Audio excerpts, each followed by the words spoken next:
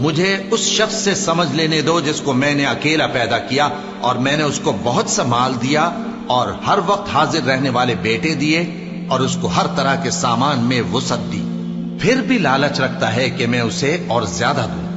ایسا ہرگز نہیں ہوگا، یہ ہماری آیتوں کا بڑا مخالف رہا ہے۔ میں اسے ایک بڑی چڑھائی چڑھاؤں گا۔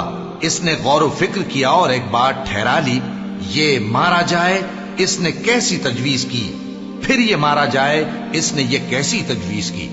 پھر اس نے نگاہ کی، پھر تیوری چڑھائی اور منہ بگاڑا، پھر پیٹ پھیر کر چلا اور تکبر کیا۔ پھر کہنے لگا یہ تو جادو ہے جو پہلے لوگوں سے برابر ہوتا آیا ہے۔